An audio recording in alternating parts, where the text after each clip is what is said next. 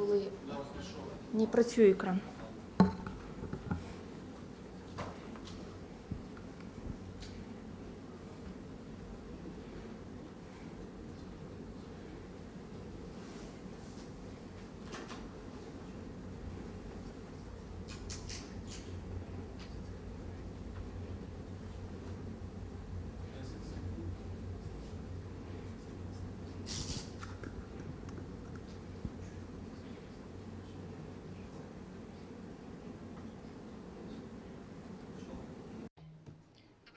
Good day. I'm happy to welcome all of you. I'm Olga Tamanova and the Media Center Ukraine in Ukrinform. We are beginning our work. This is the 9th year of the war and the 112th day since the beginning of the full-scale invasion. I thank all the journalists who are helping us to say the truth about this war. So today our team has prepared for you the following briefings. At 12 p.m. We'll have online Konstantin Humenyuk, who is the chief surgeon of the armed forces of Ukraine, and we will be speaking about the unique military surgeries which are heroically done by our surgeons. And just now we will be speaking about digitalization of the national legacy of digital projects of culture during the war, and our speaker is Anastasia Bondar, Deputy Minister of Culture and Informational Policy. Anastasia, let us begin with the digitalization of cultural legacy and heritage. What is that and why now? Please, the floor is yours. Hello, everyone. Well, today the topic of our meeting is digital transformation of culture, and instantly I would like to remark that when we say digital transformation, we mean several main spheres. The first is the digital transformation itself, which aims for re-engineering of the existing services. The second is directly the digitalization itself, that is the of cultural objects and cultural values, and the third is cultural online objects, projects like online museums or informational portals. I will mention an example. If we speak about the re-engineering of services, that is when we just change the procedure of registration and paper accounting, for instance, transformation into the e-accounting. In the second option, we digitalize all of the available exhibits in the museums or in the libraries, and at the third level, we create the websites where in the structured form we show whatever we have already digitalized. So let's move to the projects themselves. Since the beginning of the full-scale invasion, the informational and communicational components have become very important elements of our resistance. So in the Ministry of Culture, and we have implemented lots of projects which are disseminating information about the war, collecting the evidence of Russian aggression, searching for support for Ukraine, and to this or that way making our victory closer. All of our and partnership projects have been posted at the unified platform, the culture and media during the war. Here at this platform we've presented more than 20 projects now. I will speak about some of them today. One of the most important ones is the project which is the culture crimes, that is, the crimes against the cultural heritage. At this resource, we collect the information about the objects which were affected by the actions of the Russian Federation Army. As of today, we have registered more than 380 cases of damage or destroyed cases of our monuments of architecture, religion, and history. This resource does not only help us to collect information about the damaged objects, but also to understand the level of the damage and to plan the further reconstruction and to use this information in the future international courts.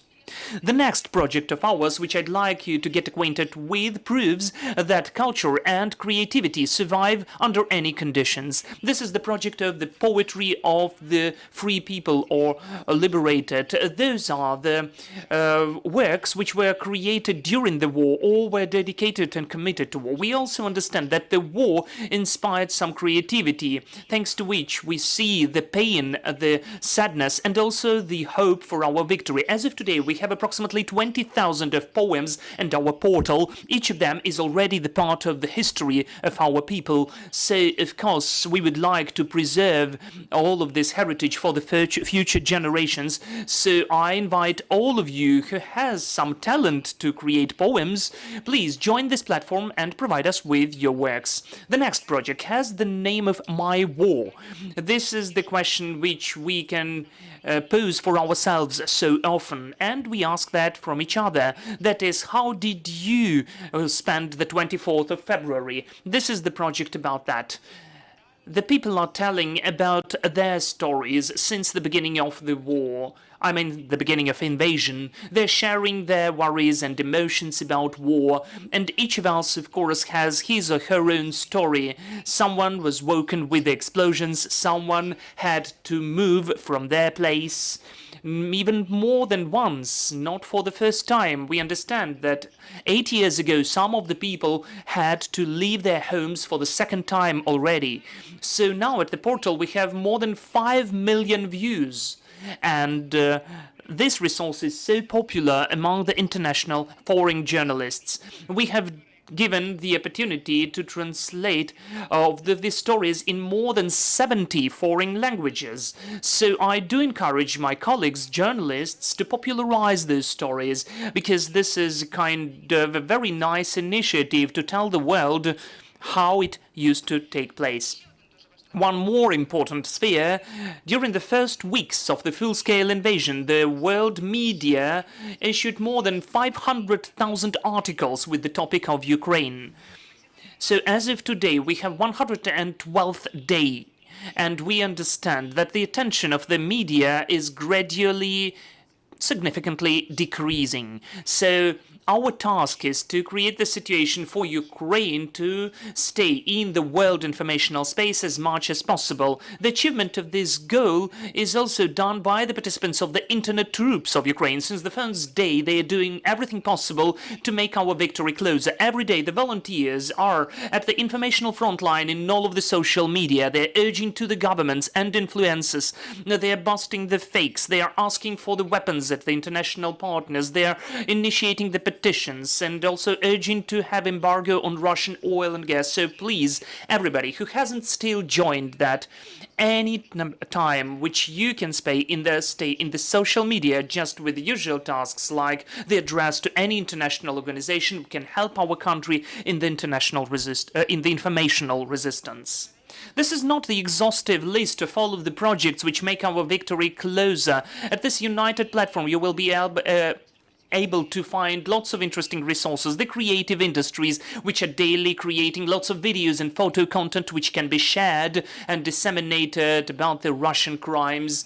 The experts on communication are training how to counter disinformation. The historians are helping to find similarities in the actions of the Russian army with the Nazi Germany. So I really invite all of you, please join and find lots of interesting things for you. Besides the new projects which have been founded since the full-scale invasion, we are going on working on the projects which used to be existing before, but now they are getting really relevant. So now I'd like to move to the digital transformation and preservation of cultural heritage. As of today, the cultural heritage is now damaged, and in lots of cases it's lost. We understand that in lots of the cities we can see the targeted attack against Ukrainian culture and our identity. The losses are separated in two blocks: the physical damage of the buildings, which are the cultural heritage which cannot be moved, and also the objects of the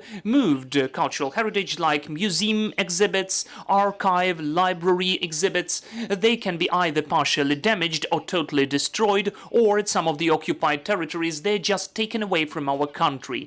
These spheres are formed by two most important projects we are cooperating with. First of all, digitalization of all of the moved heritage, which is also important from the perspective of the future reconstruction of our country and its renovation. We are working on the online register, which would include the list of all of the objects of architectural and archaeological heritage. Last year, the representatives of the regional state administrations have introduced the data about about the monuments into our database, and now we are want to have more geospatial data. We're working with the geocadastre to use the plans, and also on the development of online profiles for the regional level. Later, this register will become interoperable for intersectoral cooperation with such important registers like e-construction, which is responsible for the permits for the construction and will make corrupt schemes impossible, as well as the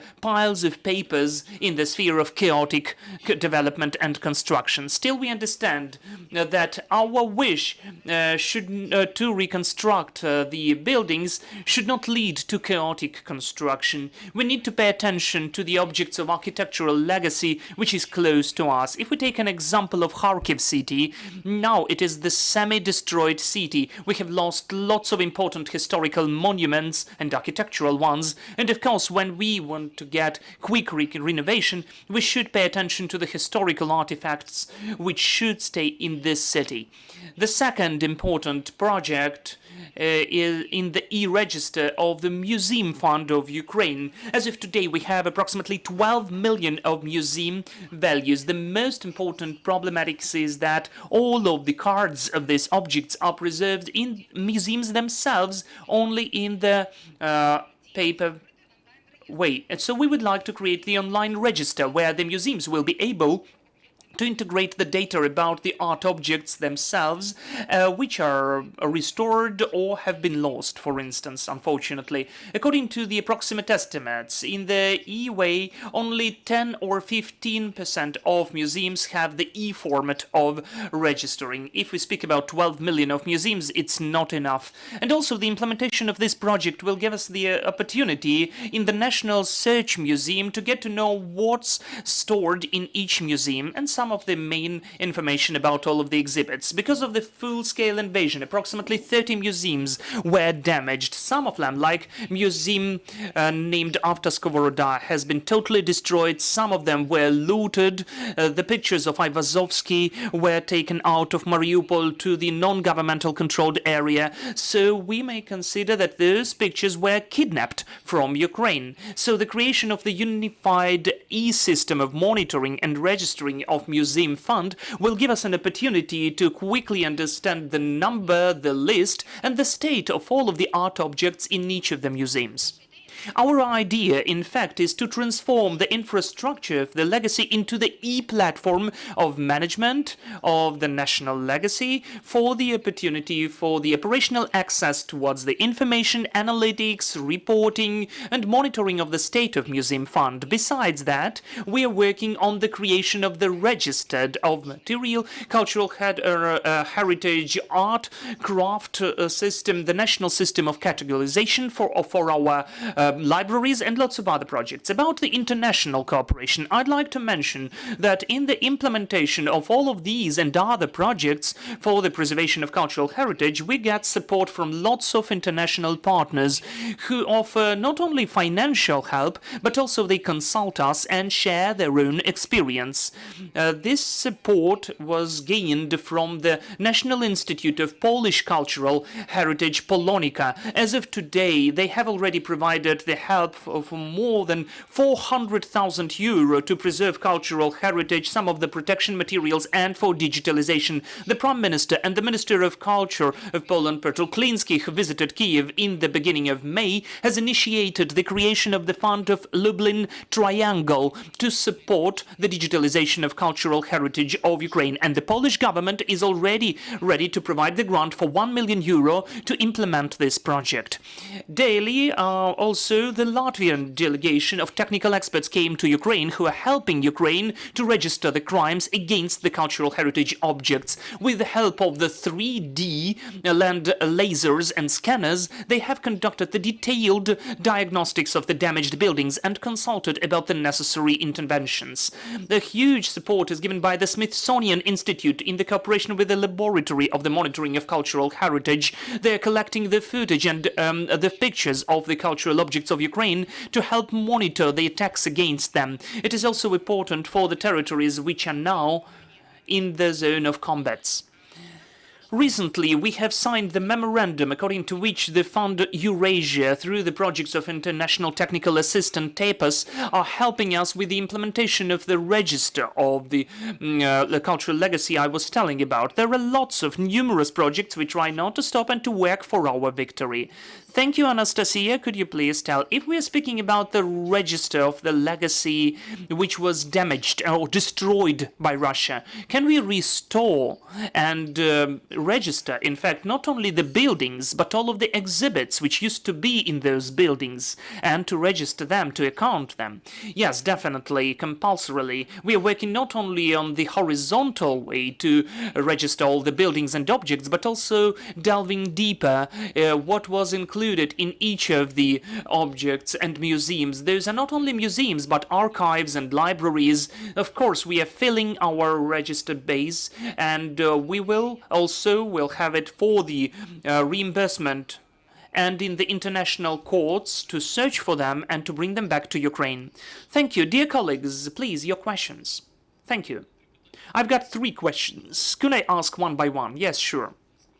Could you please tell, do you involve, and how do you involve in these projects all of the regions, the departments of culture, the regional museums?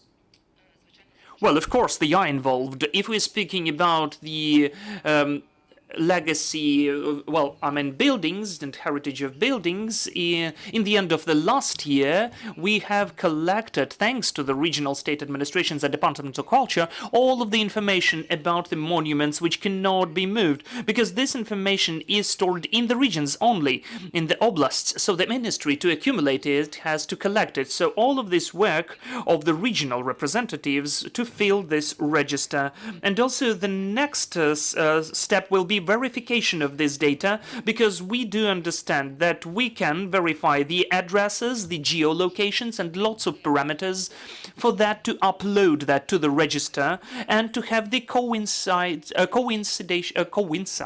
of the objects. This is a huge piece of work by the regions.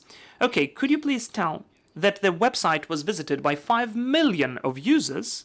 What was the period?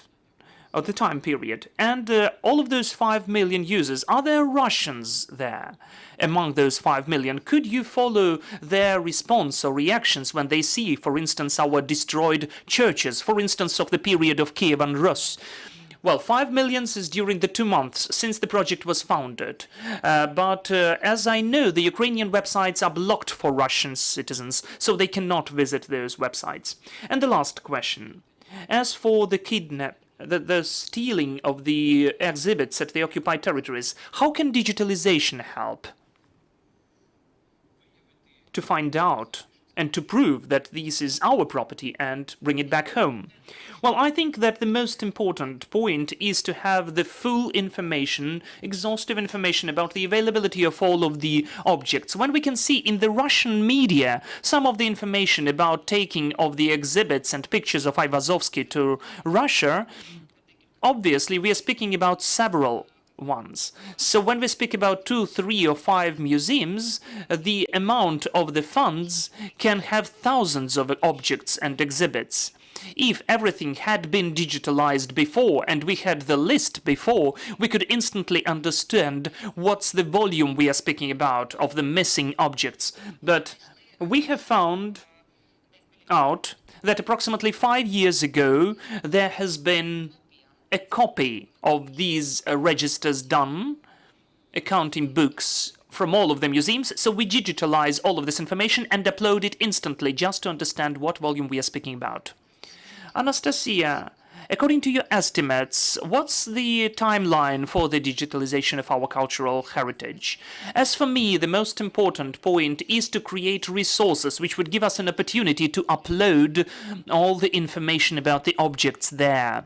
The filling of the systems can go on for years, because it's a very thorough and very detailed project, which can be of different format. We can just describe the object, we can have the picture, we can scan it, we can have a 3D reflection of the object. So in fact, this is the constantly living system which will develop, which will constantly change itself and fill.